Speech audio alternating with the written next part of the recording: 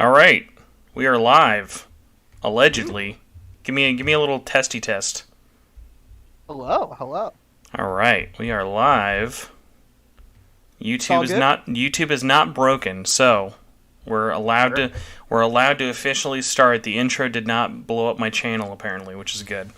So, Awesome. hi everybody. Welcome to what will easily be my worst performing video of the month, but I'm okay with that because I'm just here to talk some.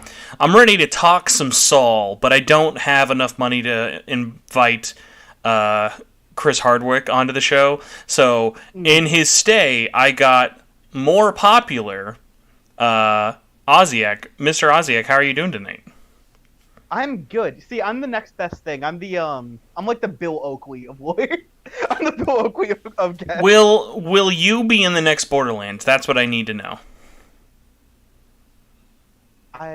Did you remember that Chris Hardwick is in Borderlands? Is he? He is in Tales of the Borderlands, Borderlands 2, and Borderlands 3. Ooh. Yeah. But we are not here. We're not here to talk about Borderlands. We are here to talk live about Better Call Saul, the series finale.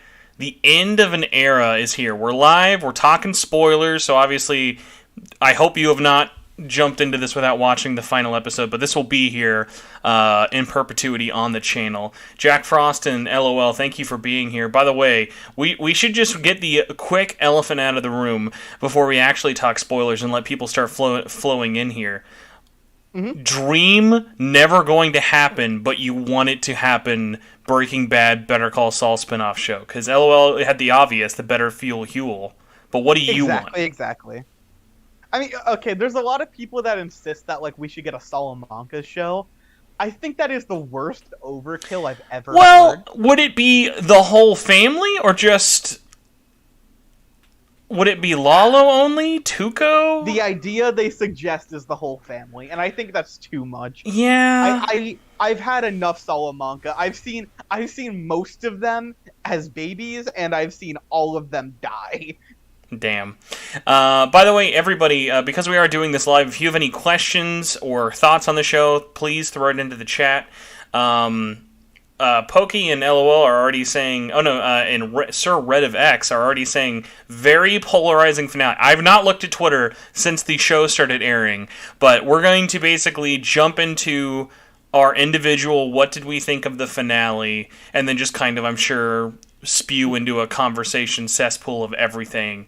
But yeah, what is your show choice you pick, since you're not a Salamanca boy?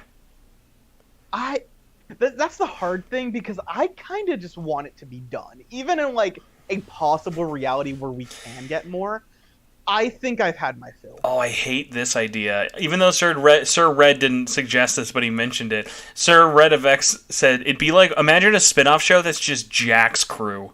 What an unlikable, Hey, man, I really need to sympathize for these neo-Nazis. Like, the closest you're going to get was Todd and El Camino, and even that, yeah. I know some people didn't like.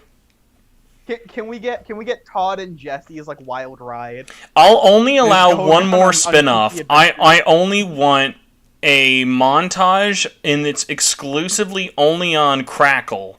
And it's just a 30-minute montage episode of explaining how Todd gained all of that weight during El Camino and then lost all of that weight during Breaking Bad. That's what I need. That's true. Okay. Hear me out, right? I can think of the perfect Better Call Saul prequel. Give me Sippin' Howie. Explore Howard in a happy marriage, making the best coffee he can for the woman he loves, and just give me wacky Patrick Fabian hijinks. Oh my god. Patrick Fabian does need more roles, because like I love the fact that, like, did you notice how, like, after Nacho died in the first half of this season, we really didn't see a lot of him in the, like, social media or marketing, obviously, because his character died. Shout out to Patrick Fabian. Even though his character has been dead for almost 3 months, he is still tweeting every episode. He's like, yo baby, let's go, next one, let's keep the Howard train going. My favorite thing, I don't know if you saw it, I might have sent it to you, because they've been putting out videos. The Albuquerque one, the thank you Albuquerque. That was fantastic. It cutting off with Howard being like, yeah, and if you have any beaches. No. He's aware. He's into the memes. He has made jokes about his death in every single public appearance since it happened. Every single one. As he should. Every single one. It's amazing. I'm going to be real. For mine, it's tough because I pretty much got everything I needed. And I mean, I didn't even really need Saul or Jesse's kind of expansion into what's going on. But if anything, if I had to be serious, all jokes aside, even though I'm sure this is like a still pretty big jokey answer, I would really have liked, because I feel like my only complaint with Breaking Bad's finale is I really would have liked more closure on Walt Jr., because I feel like we got it with Holly, we got it with Skylar, but I still feel like he's just going to have daddy issues for the rest of his life, and that's really going to fuck with him. I think that works for the bittersweet nature of that ending. Because both of these shows have extremely bittersweet endings. I think that one, because, like, Walt Jr., he's still, like, Walt's kid, but he is, like, an older kid. That's just something he has to live with. Like, we don't really follow up on Marie well enough in the end of Breaking Bad, where, like, she has to deal with the fallout of all this, which I guess we got that followed up here, but even still. Can I just say, by the way, Jack Frost with a great point about Howard's death. Howard should have gave Lalo the Hamlin uppercut, the one he gave Jimmy. No, yeah, I love every edit I've seen, because, like, they have tendencies, and then, like, anytime a character dies, to just meme on it, which I understand. And Howard's death is still horrific, but also, the memes they've made for that are so clever, because almost all of them are Howard finding a way out of that situation. It is funny of, like, I can't think of a show that is this serious and depressing and dark that has so many legitimately funny memes. Like, there are memes about The Sopranos. There's not really a lot of memes about The Wire and, like, other shows like that. But, like, even the Soprano memes are mostly just making fun of the dialogue. Whereas a lot of Breaking Bad memes, like, if you told me 10 years ago, when I look at Mike Ehrmantraut, I just think finger is the first thing that comes to my mind, I would not think that was the case. Okay, because at least with The Wire, that one at least gets off on the fact that any meme you're gonna make, you don't need to, because you have Omar. That's true. Omar is a walking meme and legend in of his own right. And, like, with The Sopranos, you've just got stereotyping Italian people for hours and hours on end. You can just say gabagool, and that's the whole show. Yeah, but no, like, that's the thing, like, one of the biggest things that has come up with this season, which, is a product of how well they have marketed it, is seeing the insane creativity from fans. Be it, like, I love the amount of cutesy art of, like, Jimmy and Kim and, like, Lalo. It's amazing how much of that there is. Yeah, and I mean, I kind of want to get into that a little more after talking about tonight's episode, but, like, now that it's all said and done, and obviously we're going to have recency bias on this, I don't know how you could say that this isn't the best season of this show.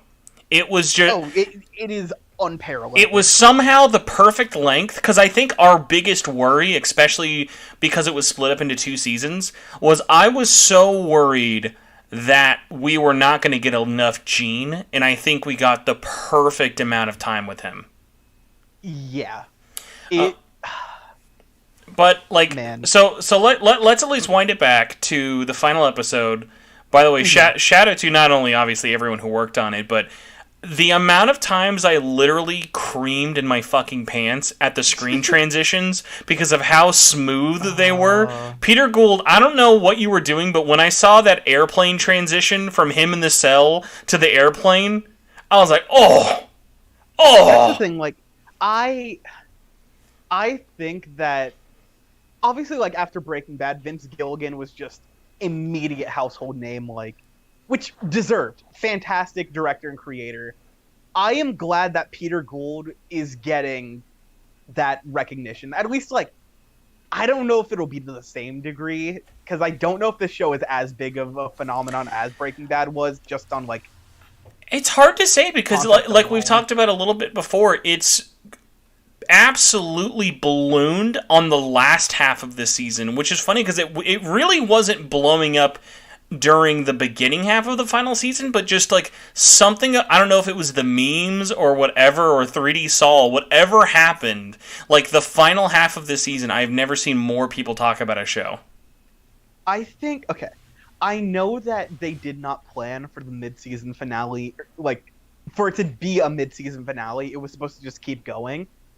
I think, and it's not that I am thanking Bob's heart attack, because that is horrifically upsetting. That Oh my! happened. Can you imagine? Because like I now need to know. I need to see the production timeline of like what are the pre-Bob heart attack and then what are the post-Bob heart attack episodes. I assume probably a lot more of the Nacho focus is due to that, and then kind of wrapping up the like Gus inside. No, it wasn't. All that was post heart attack.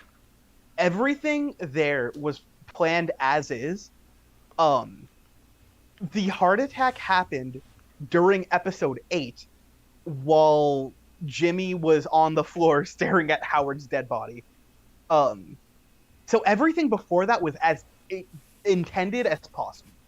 That is absolutely crazy. But I mean, like, and what's great is if you don't know, it doesn't feel like it. Like, no part of this show feels like there was production troubles or they had to, like... The only thing that stands out in this season, and it is so funny because it's such a tiny thing, literally the only production flub I would say this show had to take the L on is that Jeff had to change actors. Yeah. And that was literally just out of their control because a guy was doing another fucking show on, like, CBS or something. Okay, that's the thing. I feel like, in retrospect with that, I think that I will never forget the acting performance, even if it was just for one scene, that the original Jeff gave. Oh yeah, it's very iconic. It's weirdly haunting.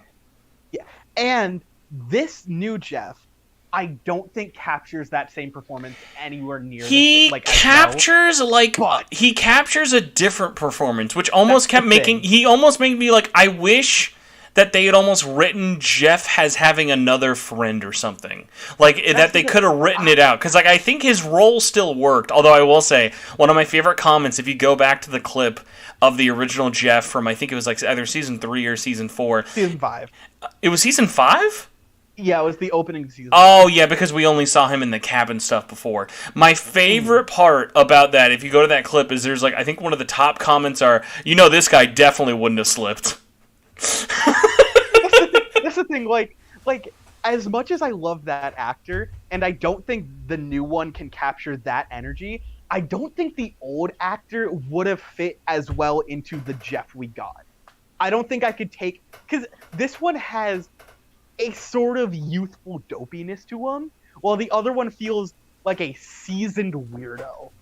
I feel like it was at least written to change, because I don't think the Jeff we got in Season 5 would have been the same one. But yeah, like I think at least getting back to like thoughts on this one in general. My whole time while watching this, I had two thoughts outside of, oh my god, the cinematography is fantastic. By the way, I don't think I actually said it, but Peter Gould writing and directing was absolutely on point for tonight. But the thing about it that really kept blowing my mind all, like, almost 2 hours of this, I saw none of it coming. Because I kept thinking, what are they going to do? Is he just going to be on the run? Because remember, the teaser, all of these teasers, by the way, are so good at fucking with us. They're never what's actually happening, but they are important context. Like, you think, oh god, the diamonds, is he going to have enough money to call the vacuum guy? Is the vacuum guy going to pick up? How's it going to work? Who's going to hide him? Like, what's he going to do?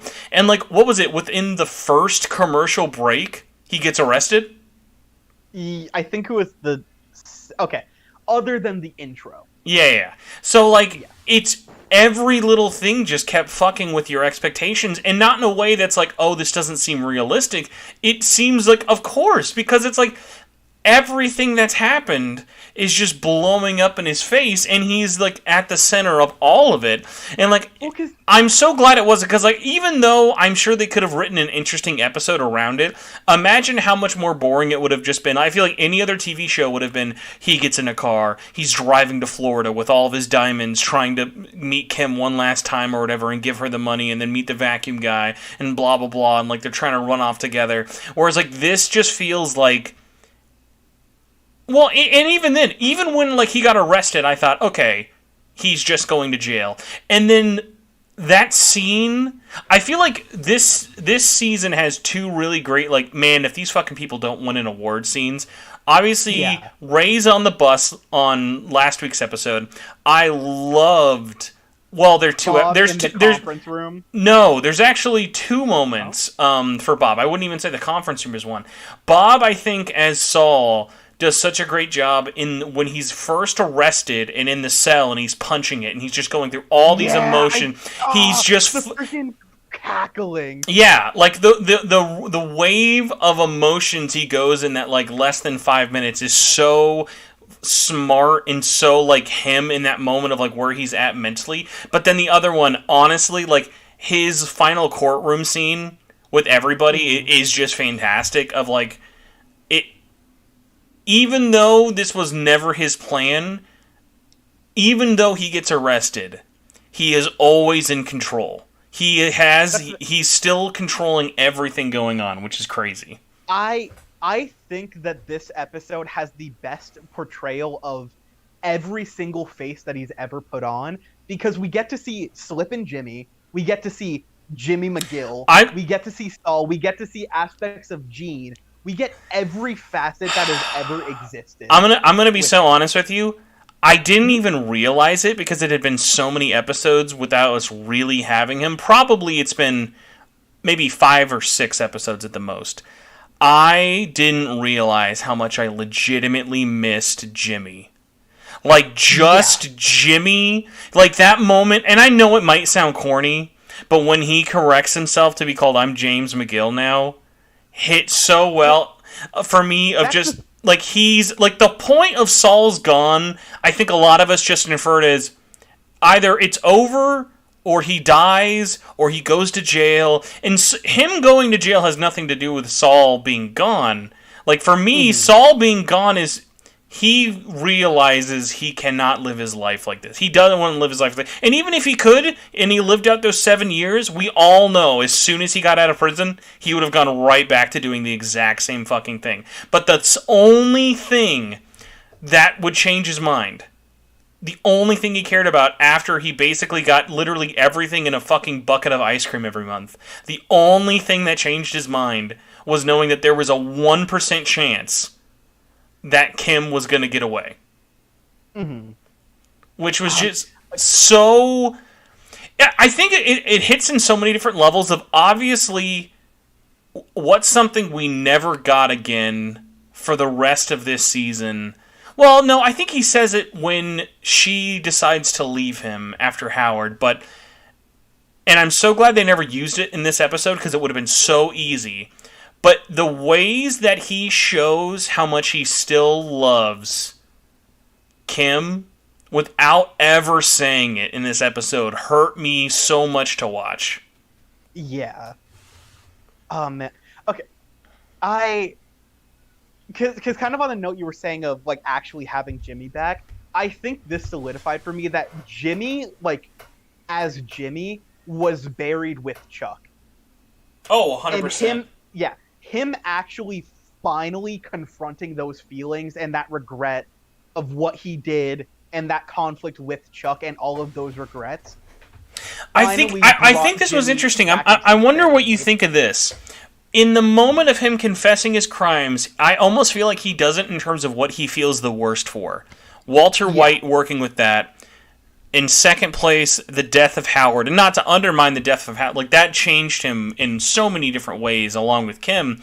But, like, after everything that happened, and it's such a tiny line, but I'm so glad they kept it, because it really fucking hits the more you think of it, is then after he talks about, like, he finally admits he really did... switched the numbers around and fucked over Chuck. He fucked him.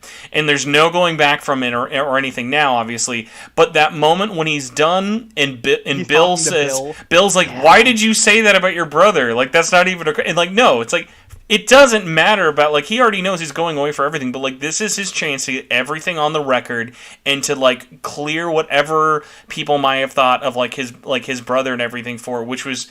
Because, like, really, I would say the only person he ever loved more than Kim would be Chuck, because he always wanted him to, like, because he was his only family. he had a very genuine appreciation and care for Chuck that Oh my was god.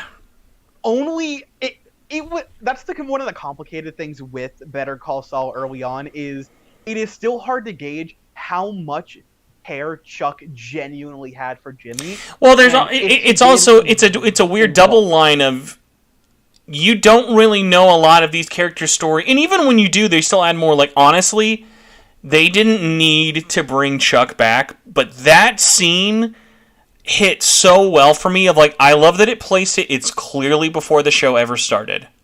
Mm-hmm. He's already been kicked out, and he's doing his own thing on his own. But the emotions are still really raw for him of where he's at. And man, the fact that they actually paid off the fucking time machine thing. Okay, I cannot name a better show, just period, that is better with callbacks and visual like metaphor. And like visual symbolism. Because even if it's not subtle. It like literally he has that conversation with Walt about the time machine. Can we do? By the way, shout out to Bryan Cranston. I don't know if this was the bald cap. This looked definitely better than El Camino. I will say it looked better than the El Camino one for sure. But I'll say this: I love how offended Walter gets at the idea of a time. It's literally like that was his flat Earth moment. It was like he fucking hated it. Walt is such a freaking egotistical like OCD weirdo, and I'm glad they slipped that back in there. Like instead of going full fan servicey Heisenberg attitude, they went full. That is Walter White. I gotta be honest. I would have been fine if all we got for Walt and Jesse was Breaking Bad. I was very surprised with the Kim and Jesse cameo. I was surprised how much this one hit home for being such a surface level, because I was thinking they were going to have a heart-to-heart of no. Well, because obviously even though, because obviously this happens after their last talk, which is funny because I think in Breaking Bad it's very poignant. That's Bob's last scene. He does his Saul. Yeah. Literally the last lines are "We are done." That's the last time you ever hear him. And I was thinking, okay, we're going to do a flashback explaining how he got from the vacuum shop to Nebraska or whatever. But no, I liked that it wanted to focus instead on. It was focusing instead on the fact that, at least for me, there's a lot of different ways you can take this. I took him talking to Walt about the time machine, because it's almost like even though Walter takes it as, what do you regret in life, it's interesting how I think Jimmy uses it to, gauge, what kind of person you are, or whatever, whereas, to me, what I saw from that, when he asked Walt, and when Walt talked and gave him those answers, that line didn't hurt him, but probably cemented of he will always be Saul. He will always be slipping Jimmy for Walter with his answer of when he told him that story about his knee. That's the one big thing he regrets. Whereas Walter hearing that and basically going, "Oh, you've always been a fuck up like that. That's the kind of person you are. Or you've always been trying to fuck people over." Whereas for me, I took Saul telling him the knee story of that was the first time in his life he pushed it too far and it hurt him. Yeah. And that was the first time of many. Because honestly, I would have laughed, but if he told him the thing he regretted was the sunroof incident, I would have fucking died. But I was thinking about that. But I love it. I love that thing of just Walter has not even an ounce of out of all the things he regrets, he regrets how things happened with Skyler, he regrets what happened with Jesse, and even, but Saul was always just his scumbag lawyer to him. He was never, and to be fair, they were both abusers and users to each other of even the way Jimmy says it, I was told not to be around this guy. I went to him because I saw a money pit. I went to him because he's a money pit, and he used me because he could use my services and stuff. And it was an interesting thing of I liked the people we had those conversations with, because another one of, I think you and me even talked about this, was I was not expecting a second more of Mike, but I love how they took us back to the Bagman episode. It was a very, very good way to, I guess, kick things off. Just that first extremely big act that put him down, this quote unquote bad choice road, which I then love how much they acknowledge, because that was like a big metaphor early on, but then going back to Chuck and being like, you don't have to stay on this road. You can turn and make a change in your life. And he did not. I also like that, going back to the Mike thing, because that was definitely a moment where, like, for the kind of person Jimmy was even back in season 5, of like, how did the two of them just not think, fuck it, let's just take the money? Well, because I also love that being a callback to the first season. Yeah, with when they had all that money from the Kettlemans. Exactly. So I love them bringing that back, and him again second guessing, why don't we just take this? And it really cementing his quote unquote American greed. But like, oh man, such a good episode. A couple of other good things, by the way. Jack Frost mentioned, I knew Walt was going to talk about gray matter when it came up. Another weirdly heartbreaking scene for me. I loved how when Walt was telling him that story, Jimmy's legitimate reaction was of that, what would you do if you could go back in time? Because guess what? If he just came to Saul and said, hey, I got fucked out of my old company, he could have made all the money he ever needed without having to cook meth if he had just actually done all of that stuff and tried to sue them for IP theft.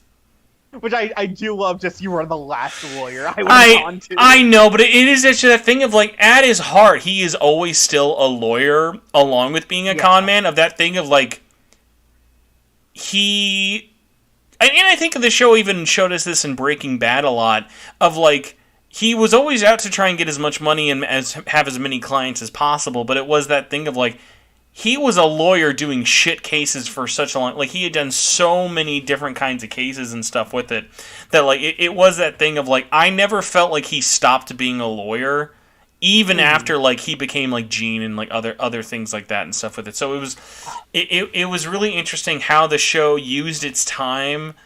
Because I feel like it was...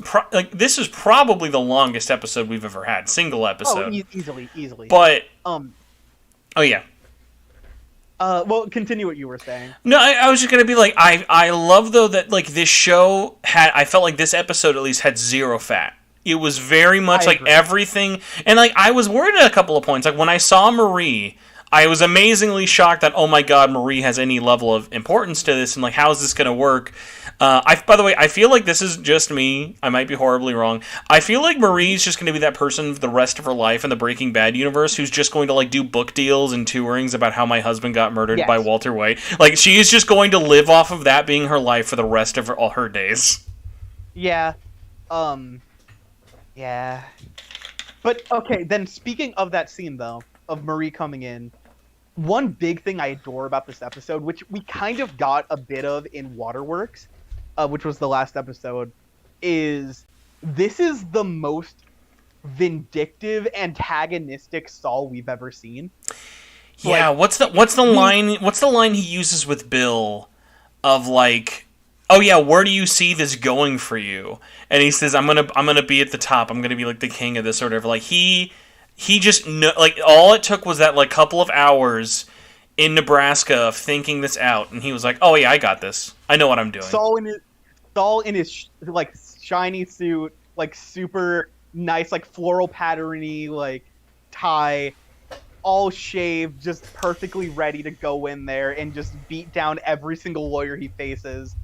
It is, like, it is shocking, because he goes from the most, like, terrifying and deplorable he's ever been to, once he, like, fully just faces everything, being the most sincere we've seen him in possibly ever. It is, like, total whiplash in the best way possible. Yeah. Oh, and by the way, Jack Frost mentioned this. This was the first time we ever actually saw Gomi's wife. Yeah. Gomi's wife, yeah, Blanca. I was like, because they'd mentioned her always in the show, but I was like, did they ever show her? No, that was their first time, which I thought was kind of interesting. But yeah, like, so what? Here's a word with you. When the show was starting, like, sorry, when the episode was starting and he gets arrested, where was your head at in terms of, like, okay, what the fuck's happening? I I didn't know it was going to happen so soon. I knew for certain, no matter what happened, this episode had to end. Not end, but it was going to court. It had to come full circle in that way. I was pretty sure he was going to jail, but I was not sure what case that would, like, what form that would take. And I got especially nervous about that the moment he made his goal clear of I'm going to come out on top, which him pushing that sentence down from 190 years. Yeah. 190 on top of life. To 7. Oh, by the way, a really tiny moment of really quick, what is she doing? Oh my god, what is happening? And then how sad I felt for her. The moment, again, of we now know... Because, like, I didn't actually get the vibe at all. I mean, obviously she threatened her. So after Kim went and told Howard's wife about everything... There was kind of that, like, I could do something to you. And she's like, yeah, you could. And then they just leave it at that. I never actually thought that that was a possibility.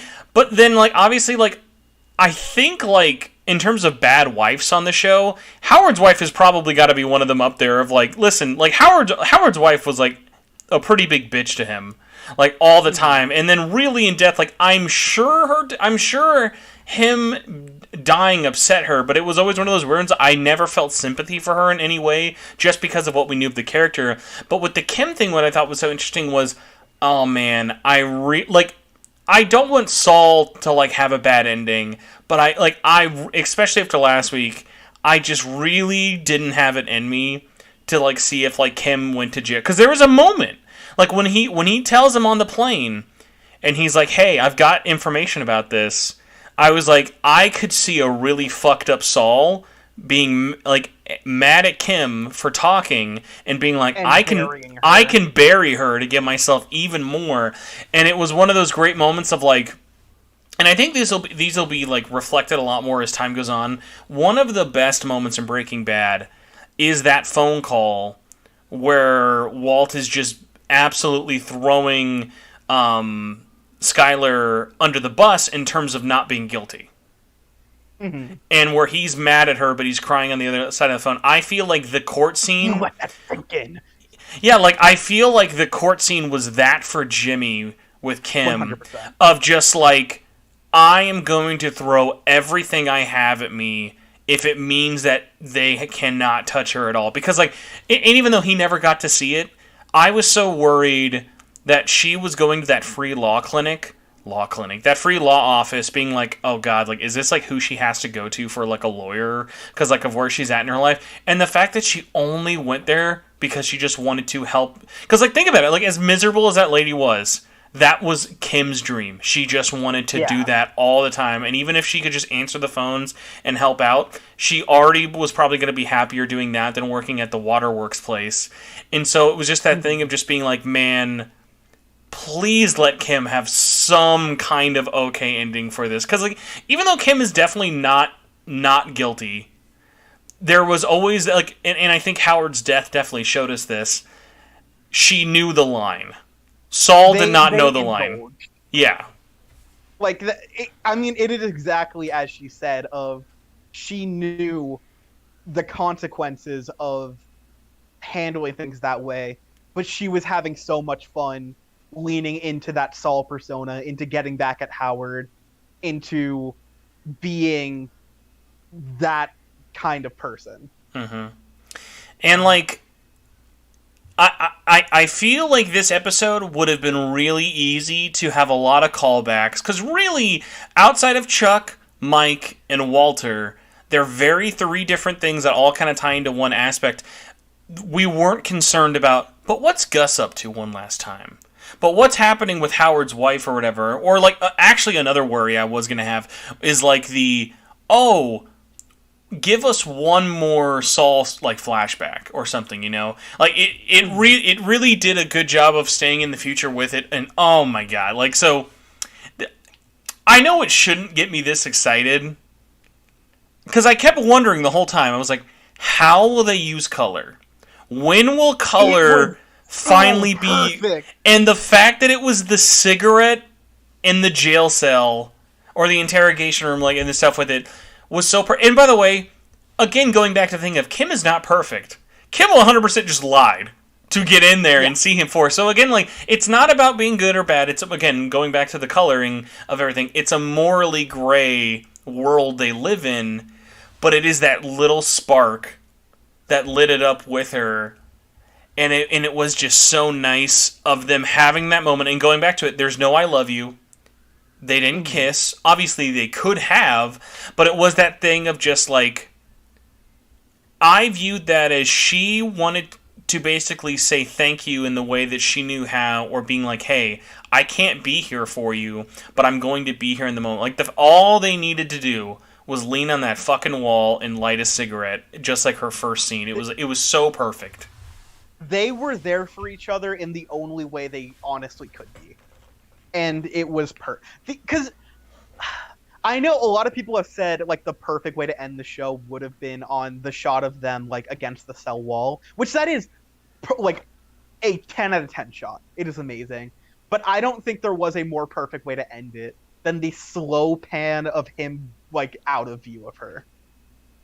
That was such a godlike way to close out this show. Yeah, and I mean, I think especially because we were so worried, how are they going to use Kim in this, like, post-time skip time with it? And I think they really used her wonderfully. We still obviously have questions about things or what she's going to do with her life, but, like, for the most part, this is her closure. You know? Like, she's going to have that. And also, like, again, going back to, like, the final shot could have just been them on the wall. I loved so much, and I'm sure people are going to think it's cheesy or stupid or something. I loved him doing her finger gun thing back. I thought that was so perfect. It was a very... I think it was a very perfect way to call that. Because that started with, you know, the proper birth of Saul at the end of Season 4, with literally the Saul Goodman. And then, you know, her having that, you know, Breaking Bad moment. And then finally, once they're both at a level of redemption and just kind of acceptance, just that final, like... I don't know if I can say for certain it's a final goodbye, but just that final note after that visit. Oh, I have a weird Kim question for you. Mm-hmm. Do you think... Because obviously their divorce took a while to actually sign it. Do you think Kim ever actually lived at Saul's mansion? Or do you think Saul just kept the... tequila bottle cap to remember her by? I think he just kept it. Because a big thing about last week's episode is he is very much playing it cool when he's there. And by playing it cool, I mean being a douche. When the opening of that episode is him internally freaking out about the fact that, you know, Kim will be there and this is possibly their last time seeing each other. So that just being... part of his belongings that he was very much keeping, like, close to the heart is very important. She definitely was not there. I think that was the first time they had seen each other since she walked out. Mm-hmm. Jack Frost has a good question. I'd be curious what you think. Do you feel like Skylar should have been... Or, sorry, do you feel like Skylar was left out of the show for not having a single on-screen scene in the show? I don't... Not like, obviously, like, she had scenes with Saul, but I feel like every scene she would have had with Saul would have been in Breaking Bad. I can't think of any times they would have been together apart. Oh, I think what they're saying is, do you think her actor feels left out? Oh, no, because, I mean, honestly, like, that's like saying, where was Walt Jr. in this episode, you know? Yeah. Like, I think Marie only is kind of, like, brought into this because I think she is such a driving force with it of, like... the most sensical one. Exactly, whereas, like, Skylar knows Walt's dead. Like, she is just living her life now. She's fine. Mm-hmm. I do find it interesting. I kind of was happy to see Marie. 'Cause obviously she gave, like, a great performance. She was used very well. I don't know if you knew this. Marie was supposed to appear in season 1 of Saul. Yeah. No, so what for? From what I remember, in season 1 when Chuck like freaks out at electricity and I think passes out and they have to, like, send him to the doctor and I think it's when he got tased. Marie was supposed to be one of the doctors there who was like trying to treat him, and they were considering that, but they were like, no, this is a very important scene. There's a lot of important information. If we put Marie here, it would be incredibly distracting. So they didn't go through with it, which I think was for the best. Mm-hmm. But I am glad that they did eventually get her in here in a very good place that did not feel forced. I think that was great. Yeah, and I mean, like, I also will, like, I kept writing the line of, like, really, really hoping, even though, like, Saul was obviously hamming it up for a lot of the negotiation, I was like, man, I don't want you to be a dick and, like, do, like, some stupid lie or whatever about anything with, like, Hank. Because obviously, most of Hank's interactions with Saul were very antagonistic because they were both assholes to each other. Yeah. He was like, yeah, no, your husband was a very, very good detective. It was like, immediately my mind went back to him, like, saying he met Hank's mom at a whorehouse. Oh yeah, the 2-for-1 special. You can't forget about the 2-for-1 special. I mean, come on. Mm-hmm. I don't know. I mean, we mentioned it a little bit. I think they used this in such a perfect way. And if you didn't pop off for this, I don't even know if you can call yourself a real Saul head out there. I love... Because I feel like the easy answer, again, going for what you would have expected versus what was perfect without you knowing it's what you needed, I was ready for Kim to be his counsel. For he was going to use his one fucking call to call Kim. Also, then going back to his only call... Bill.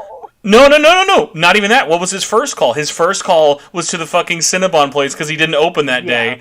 And he was like, hey, I need you to do the rotating schedule. Sorry I was late this morning. Oh, also, call the corporate number. You need a new manager. Bye. That is the last genuine care we see, and basically the last time we see Gene. Yeah, pretty much. Because then after that, he's then in the cell and everything with it. But, like, what I love so much about that was just the fact of, like, his first thought of, like, okay, I just need someone to kind of give me some legal thing to talk through. I'm going to call fucking Bill Oakley and give him a hamburger or something and make him fly up here. So, like, because like, I think what I liked is because we got a taste of what Bill's life was like after we saw, like, what, 2 or 3 episodes ago. And it was like, I could have seen it going one of two ways. Of either Bill was like a HHM level lawyer, but clearly he is just doing, he is filled in Saul's spot. He is not popular, but he's just trying to be popular. Like, you notice he did the whole blah blah blah blah blah. Like, this is Bill Oakley speaking, and I like the fact that it was like he basically filled in for Saul when Saul left in his place, and Saul calls upon him because he just needs someone who's, like, he knows will let him basically use him as a puppet, which, by the way, I'm forgetting his name. I think it's Peter something, but the actor who did Bill Oakley was perfect in this. It was... Ironically... It was the role I did not know I needed. He was actually, I would say, like, the comic relief of this episode. Otherwise, I feel like this episode would have just been so heavy. Yeah. Like, the closest thing we get... That's so weird. The closest thing we get to comic relief in this episode is Bill Oakley and Walt. True. That's a good point. Yeah. Like, that's the only other scene of quote-unquote levity. Man. Okay. Speaking of things that I did not expect, I did not know I needed, but I love, but I know, talking before this, you had some opinions. How do you feel about the chant? Oh, okay, so here's what I was going to say that I hope makes you laugh. I had a split second of pissing myself with fear that they were going to do this. When I was on the prison bus, when he's finally being sent to basically Rocky Mountains Guantanamo, and they start doing and then just chanting Better Call Saul, I was like, I wonder what Ozzy would do if this just turned into a High School Musical song. Like, they just burst out into actual singing. It just turns into a we're all in this together for Saul Goodman. And I think it perfectly stays its welcome. Of, like, it's believable because you eventually realize... Because remember, we skip over basically his entire time of being Saul Goodman during Breaking Bad, but every time we see him in Breaking Bad, he is swamped with people. Yeah. So you idolize this man. You realize that, like, even though Saul Goodman is gone, his legacy he will always, like, not even if he will always be Saul Goodman, that character can't die. Like, Saul Goodman can never ever die, even when he's in the prison and stuff. I love the kind of inversion of, you think of Felina at the end of at the end of Breaking Bad, where both Saul and I guess Heisenberg have this very effective, long-standing legacy that they wield and kind of use different ways.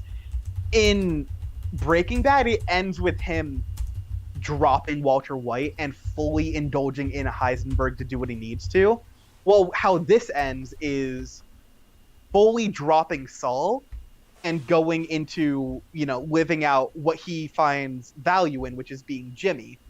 But even still, in both cases, regardless of what they do from that point, the legend of their name and what they've done and the people they've affected lives on eternally.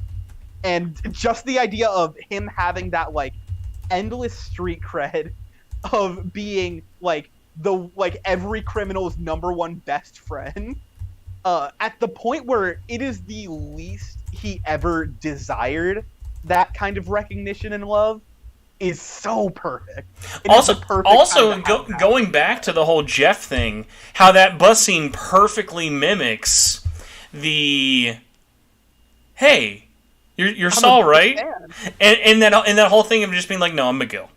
Like, he's not timid about it either. He's like, no, I am James, I am Jimmy.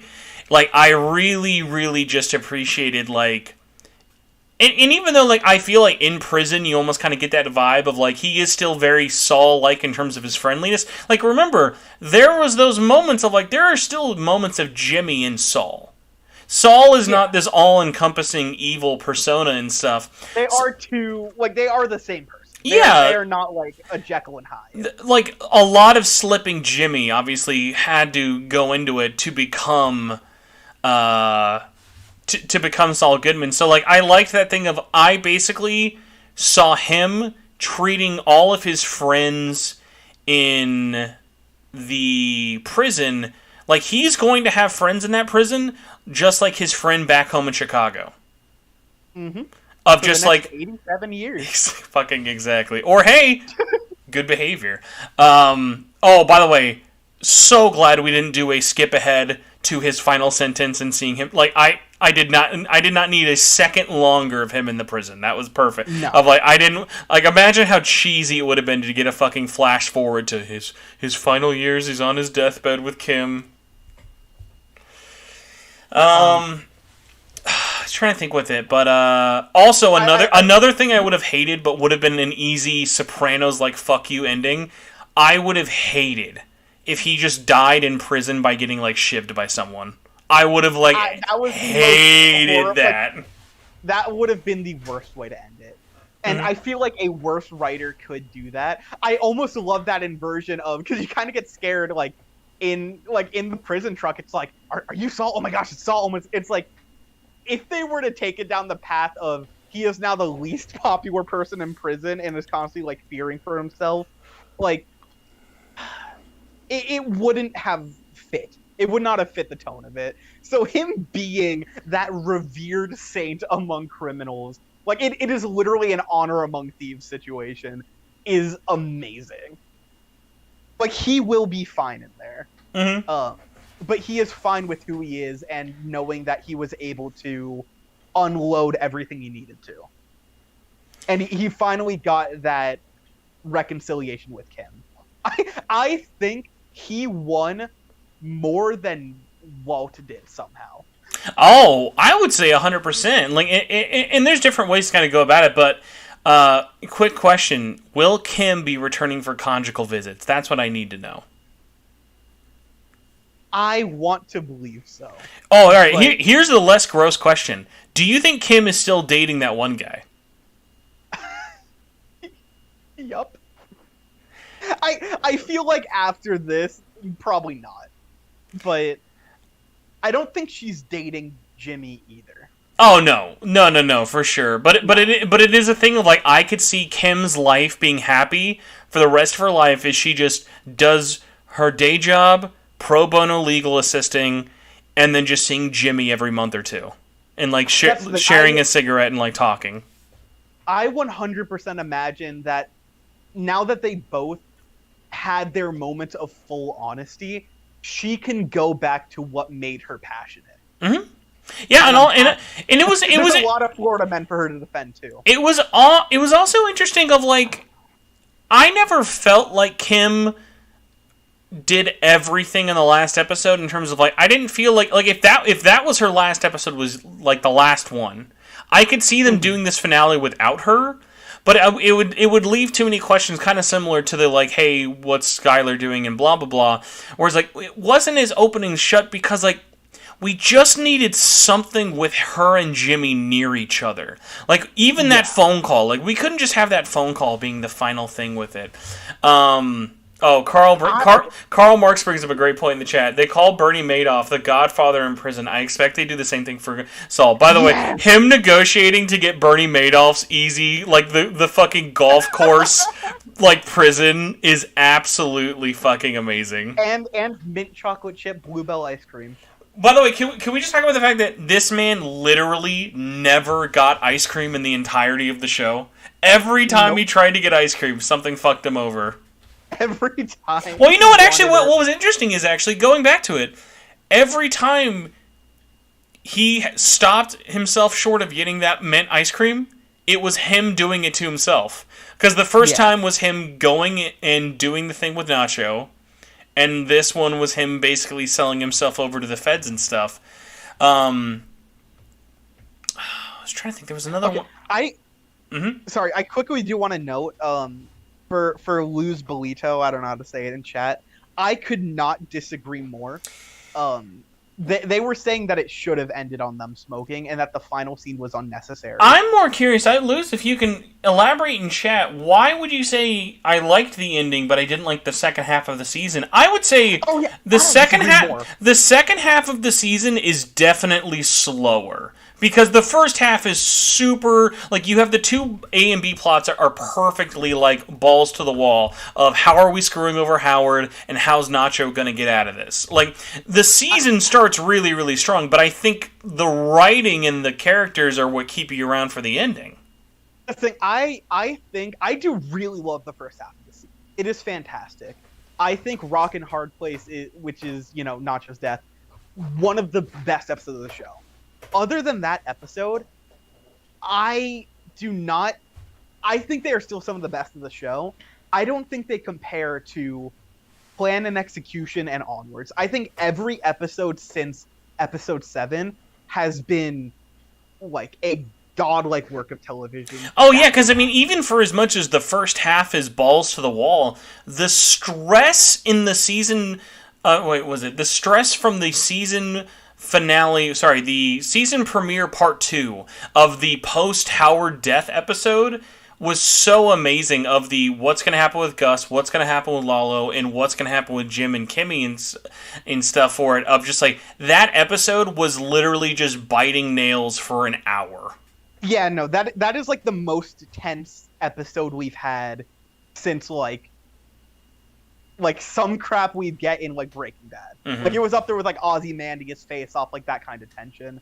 Then Fun and Games is one of the best and clearest examples of facing consequences, coming to terms with stuff, just the fallout of everything. Nippy is a perfect little self-contained story of showing Gene where he is, kind of that person he's becoming, taking on that Saul persona, setting everything up. Breaking Bad, another godlike episode of comparisons. Waterworks, I don't even need to explain that one. If you can't handle the first half, you're a coward. And then this, like, I don't see where it falls off. Like, what about that is lacking? I would say it's one of those ones of like, I could see Gene's story seeming less consequential, but like, I think for at least like you and me, like, when I look at Gene's story, it's because all I want for him is to just fucking stop and live his life, and he just keeps spiraling downwards. And it's like, what What the Gene moments remind me a lot of, especially as we keep continuing in this season, it feels like when you're watching Uncut Gems and you're watching Adam Sandler just fuck everything up. That's the thing. Because I was watching with my brother. The first thing he mentioned before we started was, I can see this going in an Uncut Gems direction of him getting the final last laugh, like that final victory, at the expense of himself. Which is another way they could have taken it that I don't think I would have liked as much as what we gotten, but it still would have fit if he was to keep spiraling. 100%. That's a perfectly apt comparison. Any complaints with this? Like, were there anything, at least looking back on it, you'd be like, oh, I would have liked this, or would have been interesting to see or hear or do from this? No. I tried. I think this is the best pace, the best, like you said, there is no fat on this. Everything is shot beautifully. It is all perfectly intentional. It has some of the best visual symbolism, like use of objects, use of dialogue, character emotion. Good song choices, by the way, too. Exactly. It's so nice. Are you ready for the difficult question, as we're almost at the hour mark? Sure. All is said and done, and again, remember, we're coming off recency bias, and at least for me, I definitely haven't, like, I will now that I'm done with this, I'm definitely going to do a Breaking Bad series rewatch again. Everyone has to. But, coming off of this, at least, what show do you think is better overall, and which one do you think had the better finale?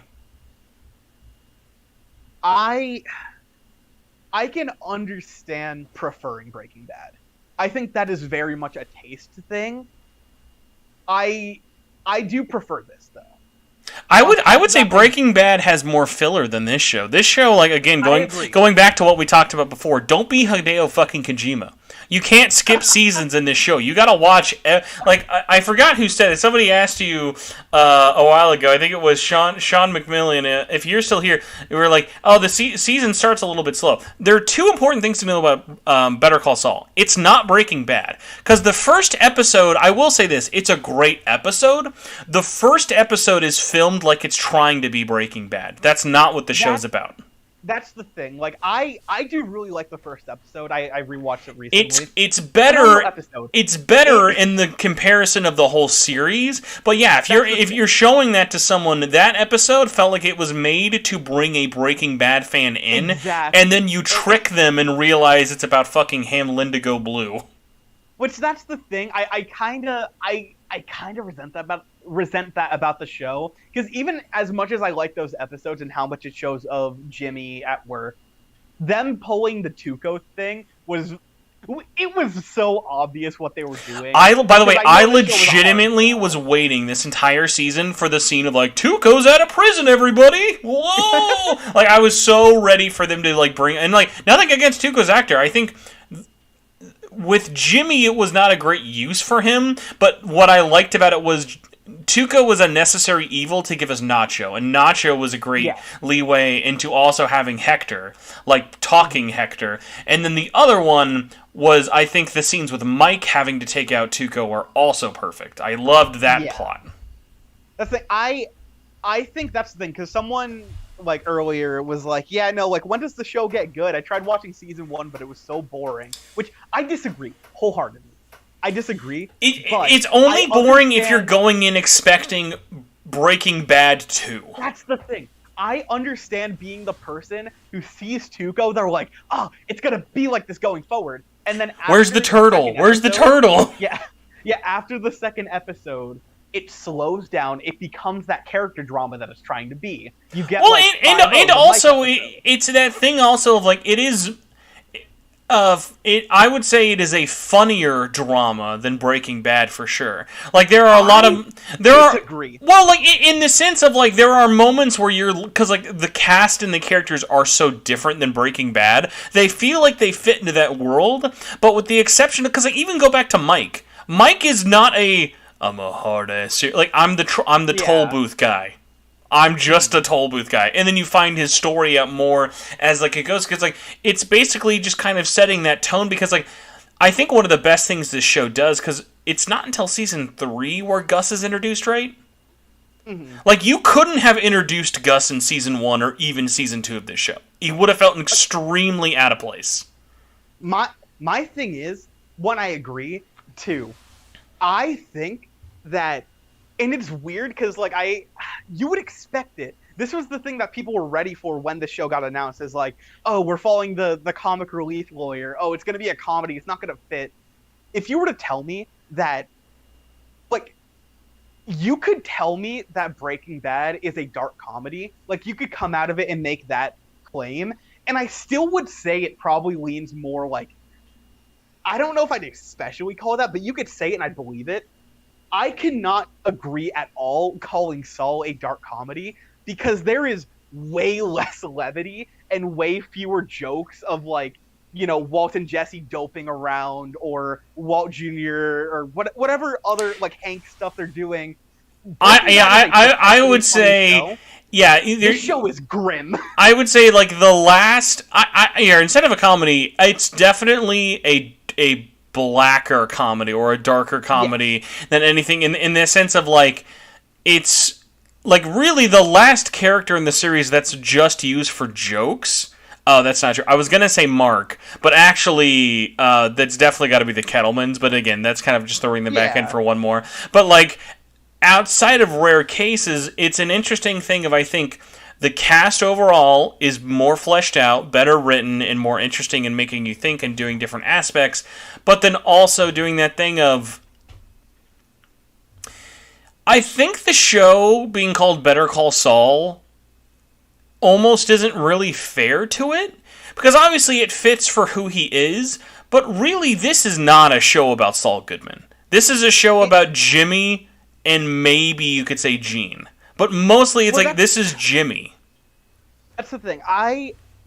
You know, the kind of people who mentioned, like, they were not happy with the Gene direction. They thought it was too slow, whatever. I think it feels kind of pretentious to put it this way. I don't know how much I can genuinely consider someone a fan of the show if they don't take the Gene stuff at the value that it's placed at. Because the Gene arc is the perfect culmination of everything prior.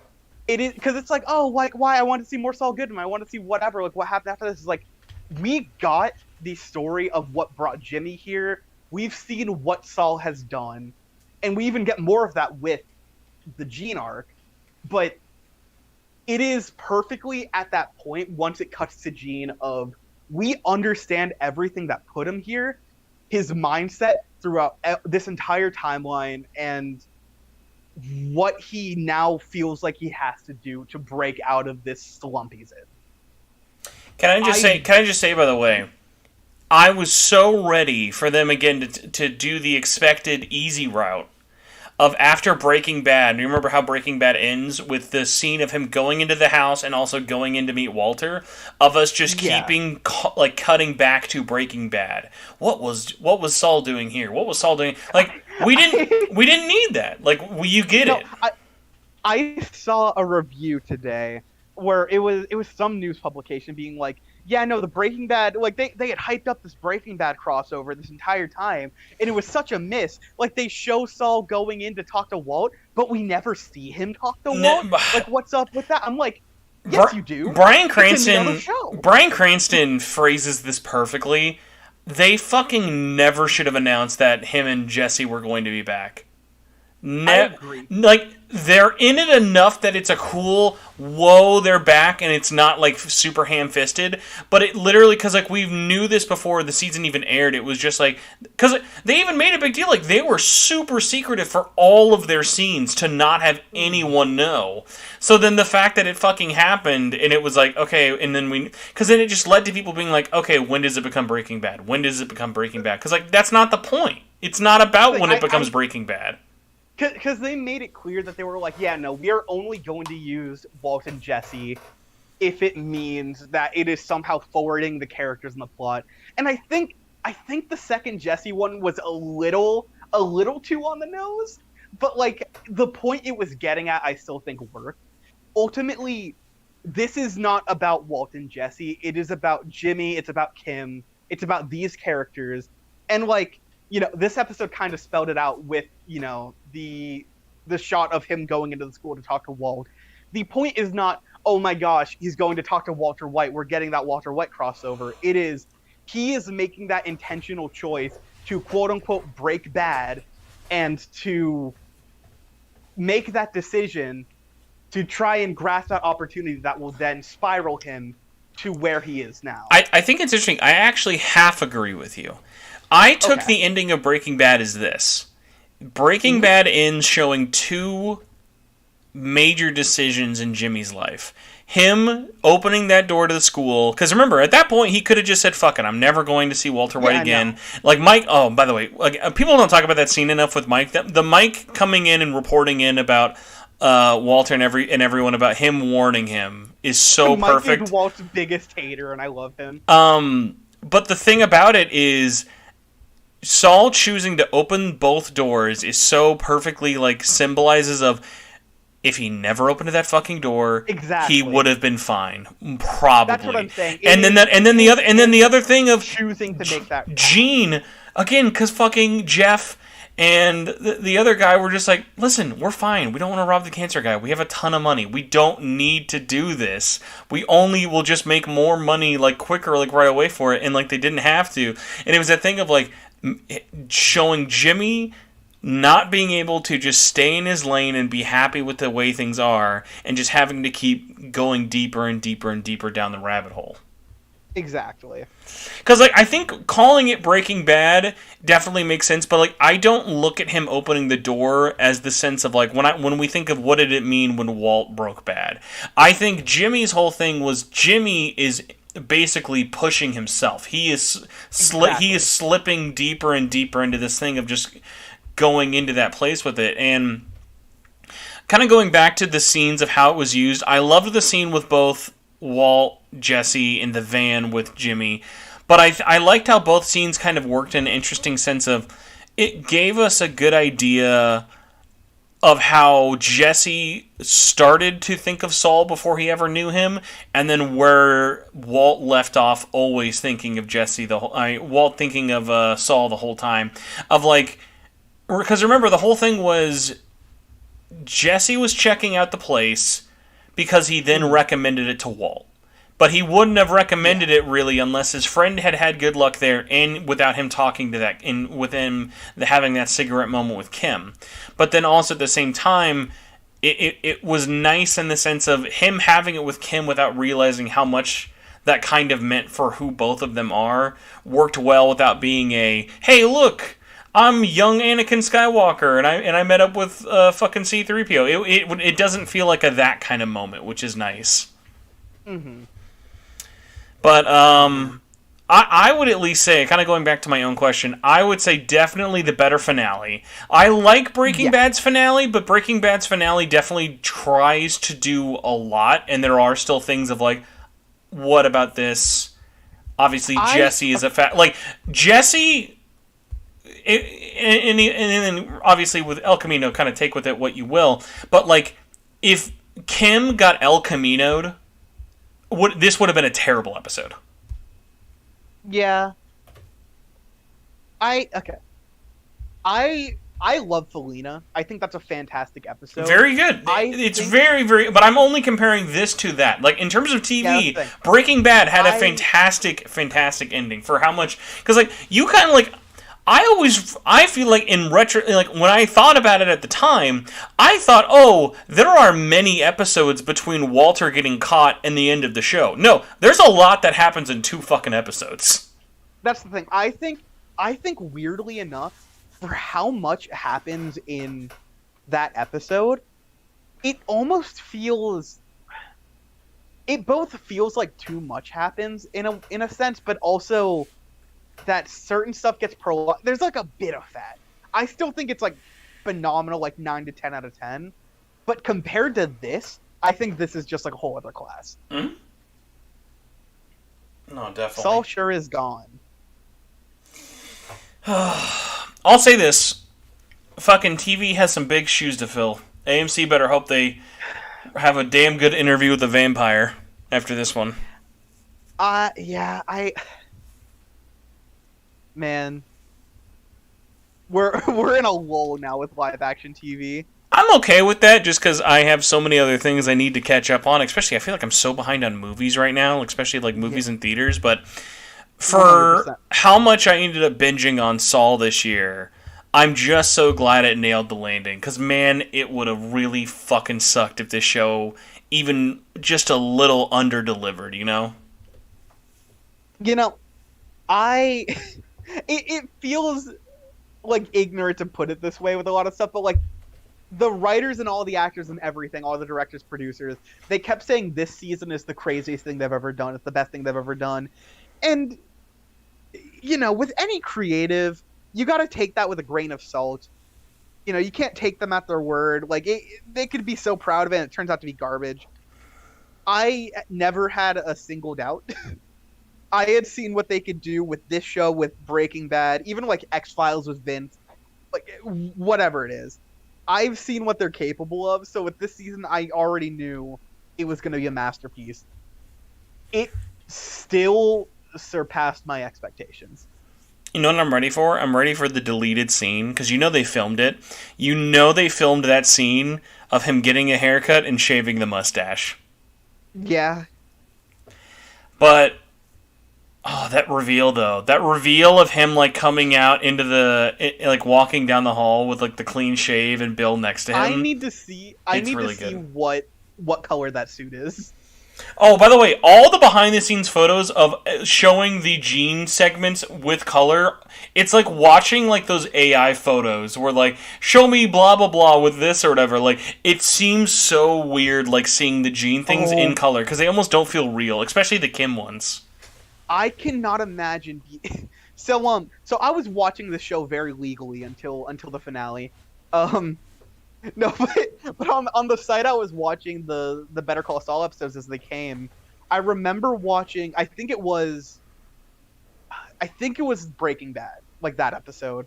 I was watching it, and I looked in the comments on that website, and someone was like, "Oh yeah, no, I used an AI to add color to the black and white, made it way more tolerable." Oh my god! Like, you can't even tell. I'm like, the fact that you can intentionally ruin such a clear artistic choice.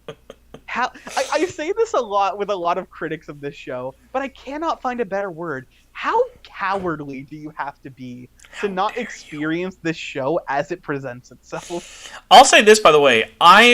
This shows, again, how good... I mean, obviously, this shows, like... I feel like, by the way, going back to which one's better, this show is a million times better shot every episode, every season than Breaking Bad, tenfold.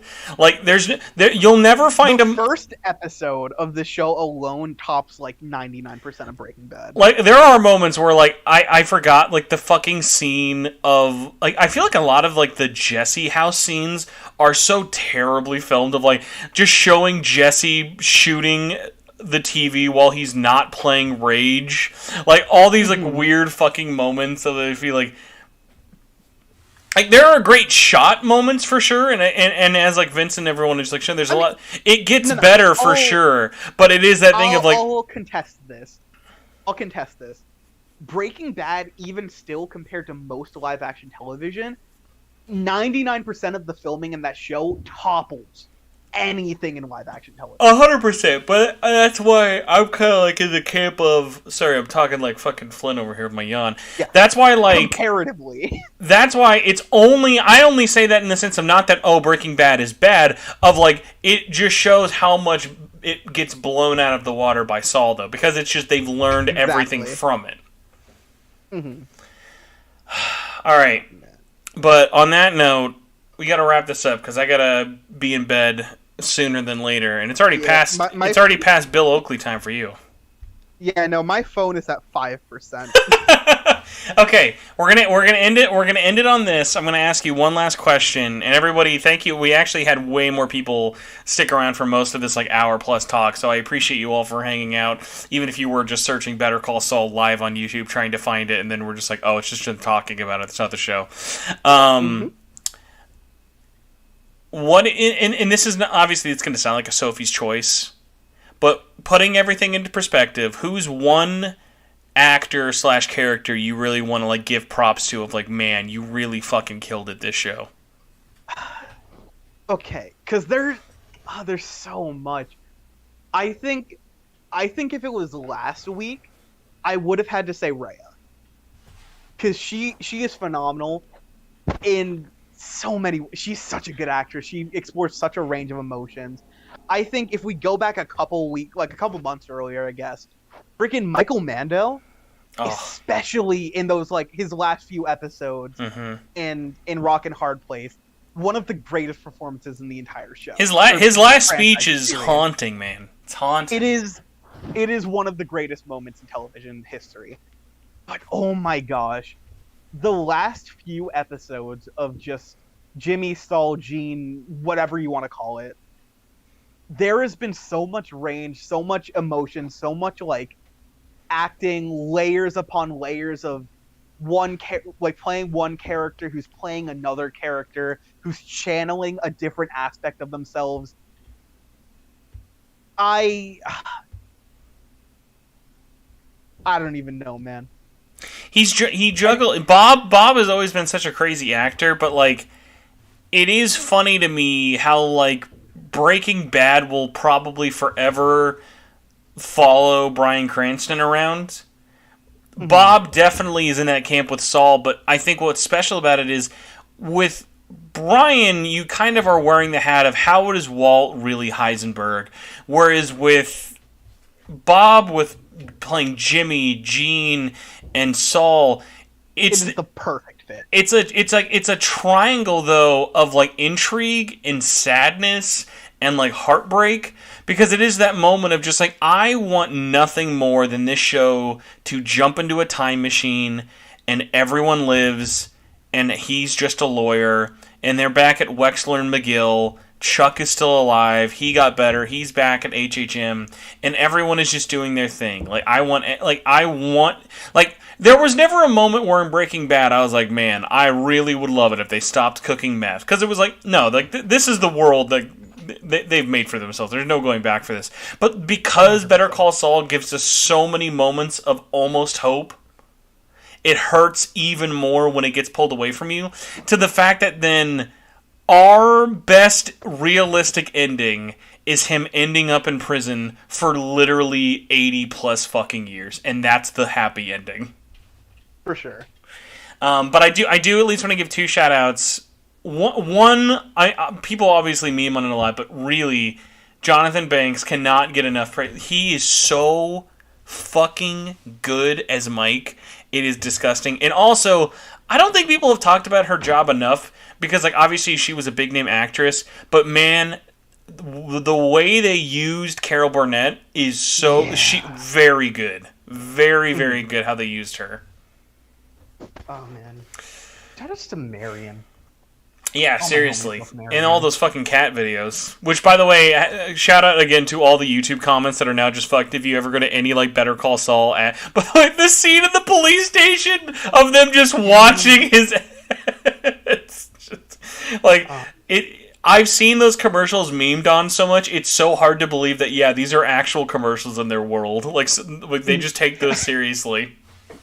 Okay, I'll leave you on two notes, then. The first one related to that.